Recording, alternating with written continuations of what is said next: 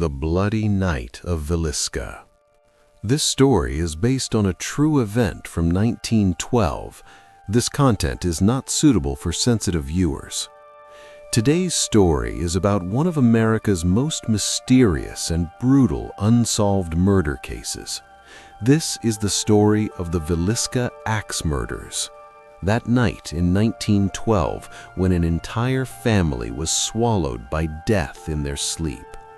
And the most terrifying thing is that the killer did not run away after the murders, but instead hid in that very house amongst those same corpses all night long. The day before the incident, June 9th, 1912, Sunday. The quiet, small town of Villisca, Iowa. Josiah Moore lived here with his wife Sarah and their 4 children, Herman, 11, Catherine, 10, Boyd, 7, and Paul, 5 years old. That night, 2 guest girls, Ina Mae and Lena, were also in the house, 8 people in total. The day passed very normally. The family went to church on Sunday. Everyone had dinner together in the evening. The children were talking happily about the school picnic the next day. By around 9:30 p.m., everyone was asleep. Josiah closed the door but did not lock it. That horrible night, June 10th, 1912, around midnight. The time is 11:45 p.m. A person approaches the back of the house. He goes into the tool shed and picks up Josiah Moore's own axe. Then, through the back door, without any hindrance, he enters the house. He climbs the stairs barefoot. The first room is the parents' bedroom. Josiah and Sarah are in deep sleep. The killer raises the axe and strikes Josiah's head fiercely. Josiah dies without saying a word. Sarah's eyes open. Perhaps she wants to scream, but the second blow silences her voice forever. The next room is the children's. All 4 siblings are in deep sleep. The killer strikes them one after another. Catherine is sleeping hugging her beloved doll, May. The splattered blood from the killer's blow also falls on that doll. In the third room, the guest girls, Ina Mae and Lena, are sleeping huddled together. The killer does not spare them either. Within just half an hour, 8 innocent lives are ended. But the killer does not flee from here. Instead, he stays in the house for the next 5 hours and does some bizarre things. He covers the face of every corpse with cloth.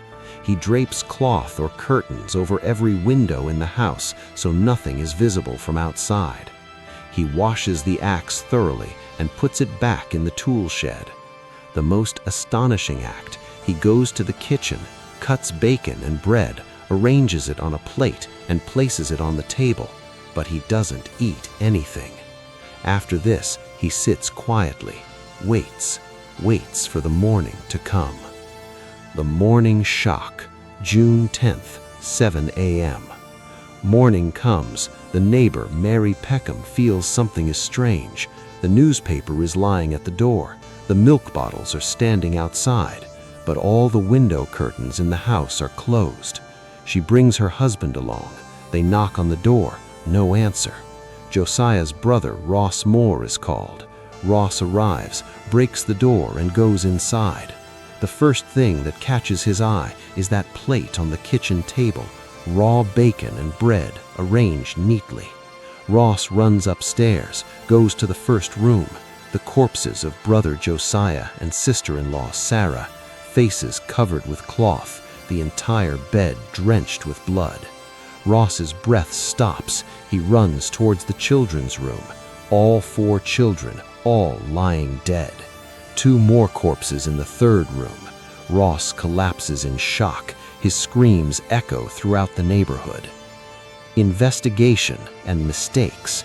The police arrived, but the problem was this was the era of 1912. Modern forensic science was almost non-existent. The police made many mistakes. They did not seal the house, allowed people to come and go. Evidence was destroyed. Still, some strange clues were found. A lamp chimney was missing. Written in blood on a mirror was, "See what I have done." There were axe marks on the wall of the children's room. Josiah's watch had stopped. The time was 2:17 a.m. Suspects, 4 faces, no answers. As the investigation progressed, 4 main suspects emerged, but no concrete evidence was found against anyone. Reverend George Kelly, a religious fanatic, was in Villisca on the night of the murders and fled the next day. William "Billy" Henry, a mentally ill traveling salesman. He confessed, but the police did not take him seriously. Andrew Sawyer, a local youth, committed suicide a year after the murders. Frank Jones, a politician and Josiah's enemy, some believed he hired someone to commit the murders. But a lack of evidence stood before every suspicion. The case slowly went cold. Creepy events after the murders. This case didn't just take 8 lives, it also left behind many horrifying stories. Sarah's sister received a phone call at night. A voice said, "They are here, they are with me." Then the line went dead. Catherine's doll, May, disappeared a few days later. It was found in the garden of the house a year later. It still had red stains on it. Neighbors often talked about hearing children crying at night, the sound of an axe being sharpened, and footsteps on the floor. A faint face-like mark formed on a mirror in the house, which would reappear no matter how many times it was cleaned. Today's Villisca Murder House. Today, that house is a museum, but tourists and researchers still report strange experiences there. Some corners of the house remain ice cold. Photos taken by people often show an unknown shadow. Many people's watches stop as soon as they enter the house, always at the same time, 2:17 a.m. In 2018, a family came to visit this house. Their 5-year-old daughter suddenly said, "There's a girl here. Her name is Catherine. She's looking for her doll." When they returned, there was an old doll in that child's bag that wasn't there before. It had red stains on it.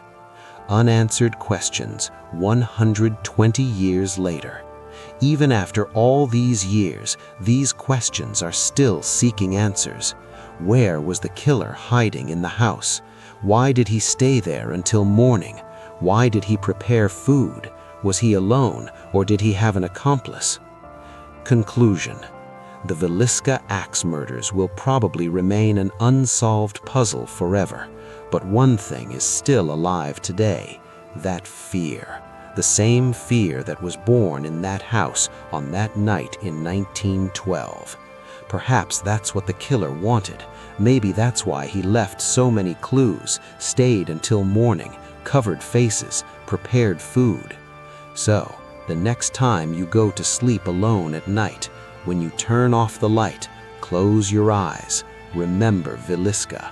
Remember the Moore family and those 2 innocent guest girls. And also remember that the dark is never completely empty. There is always someone watching, listening, or waiting. If you liked this story, please like the video and subscribe to our channel. Also, don't forget to press the bell icon. In the next video, I'll bring you the astonishing story of the Ketty Cabin Murders. Until then, be careful, and remember, the night doesn't just bring darkness.